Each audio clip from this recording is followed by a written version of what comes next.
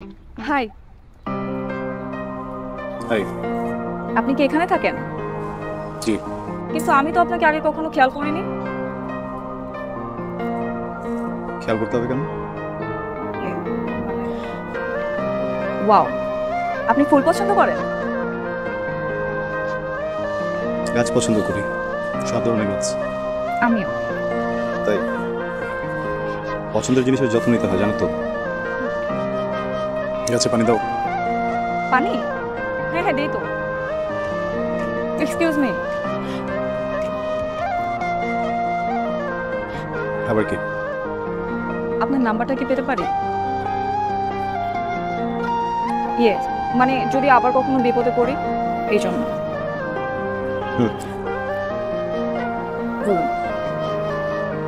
9 9 9 9 9 999। বিপদে পড়লে আমাকে না, 999 ফোন দেবো। আচ্ছা, আপনি আমার সাথে এমন কেন করছেন? আমরা কি ফ্রেন্ড হতে পারি না? কিসে পড়ো? ইন্টারমিডিয়েট। পিচ্ছি।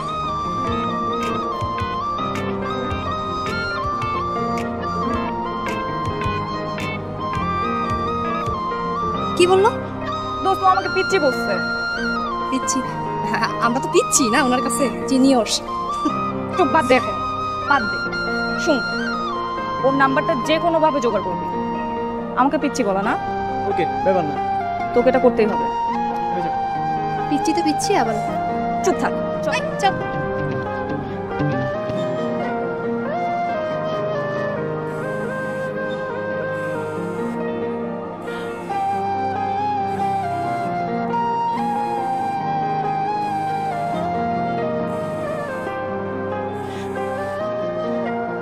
হ্যালো।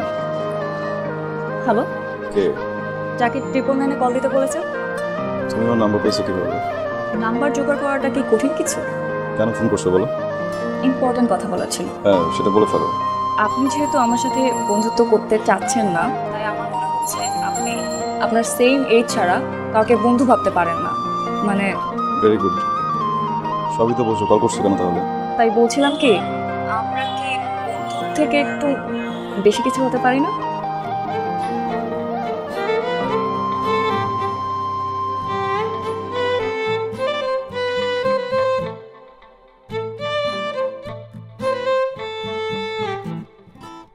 হয়। এই গাছে এত পানি দিতে হয় না, এত পানি দিলে মরে যাবে তো। আসলে গাছ অনেক বেশি ভালোবাসে তো, এই জন্য। মা যেমন জোর করে ভালোবেসে খাওয়ায়, আমি ওদেরকে জোর করে ভালোবেসে খাওয়াই। এই, তুমি কে? আমি রিয়া। তুমি কে? আমি রাই। রায়। বাহ, বেশ সুন্দর মিল তো আমাদের। হ্যাঁ। সো তুমি এত রেডি হয়ে কোথায় যাচ্ছ? কই, কোথাও তো যাচ্ছি না, নানু বাড়ির থেকে এবার বাসায় ফিরবো। আর আমার স্কুল ছুটি হলে আমি নানু বাড়ি ঘুরতেছি। বাহ, ভালো। কি হয় আপনার? নাচতে না ভাগতে? বাবা, আজকে কি? ভাতিজি। বাবা, আমার মেয়ে। চলো মা।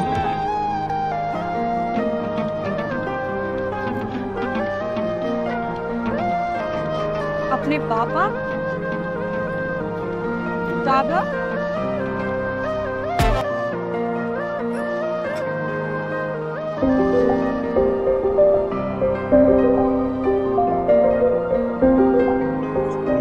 তুমি তুমি এখানে দাঁড় করিয়ে রাখবেন? না, ভিতরে কেন? মানে কোনো কাজ ছিল? কিছু বলবা? আমি আপনার কাছে আসিনি। রাই, কই যাচ্ছ? রাই, রাই, কেমন আছো তুমি? ভালো আছি। আন্টি, বলো। তুমি? হ্যাঁ, তোমাকে দেখতে আসলাম। কি করতেছিলে তুমি? হোমওয়ার্ক করছিলাম। গুড। এই নাও, এটা তোমার জন্য।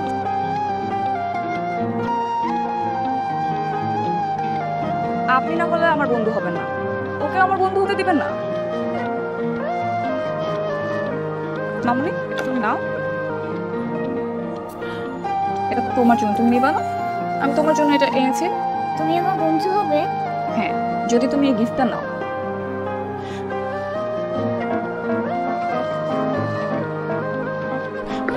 ওয়েলকাম। এখন তুমি এটা রাখো। আর শোনো, তুমি যে সারাদিন বাসায় থাকো, তোমাকে একটু বোরিং লাগে না? হ্যাঁ, বোর তো লাগে। আর বেশিরভাগ সময় বাবা অফিসেই থাকে।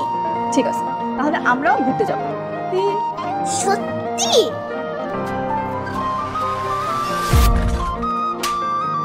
তুমি একটা ইররেসপন্সিবল মেয়ে। আমি ভাবছিলাম রাইকে তুমি ভালো রাখবা। পুরোটা আসলে আমার দোষ ছিল। যাও বেরো, বেরো এখান থেকে যাও। তোমাদের কাউকে যেন রায়ের আশেপাশে আর কখনো না দেখি। আউট, আউট, বেরো, বেরো, বেরো, যাও এখান থেকে যাও।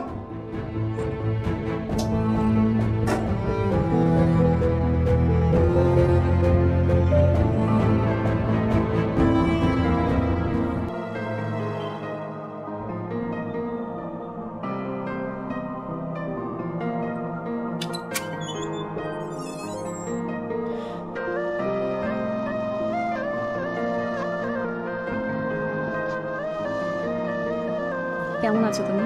ভালো আছি।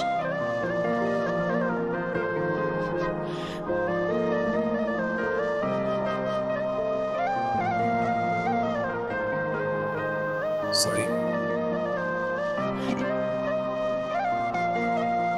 আবার সেদিন তোমার গায়ে হাত দেওয়া ঠিক হয়নি। আসলে রাই ছাড়া আমার আর কেউ নাই। আমার জীবনের সব থেকে সেন্সিটিভ পার্ট বলতে পারো। এর আগেও একটা অ্যাক্সিডেন্টে আমি অনেক বড় কিছু হারিয়ে ফেলছি। তো নতুন করে কোনো কিছু হারানোর কিন্তু পাগলামিগুলা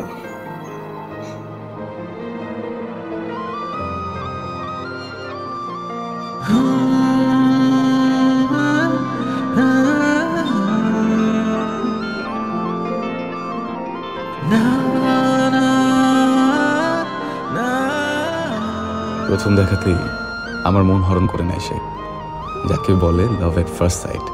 ছোট্ট একটি দুর্ঘটনায় হাতে চিকিৎসা নিতে গিয়েছিলাম, কিন্তু পেয়ে গেলাম মনের চিকিৎসক। ভালোবেসে ফেললাম ওকে। এটাকেই ভালোবাসা বলে। কারণ আর কোনোদিন কাউকে এতটা ভালো লাগেনি। মনের মধ্যে কারোর জন্য এমন হাহাকারও লাগেনি।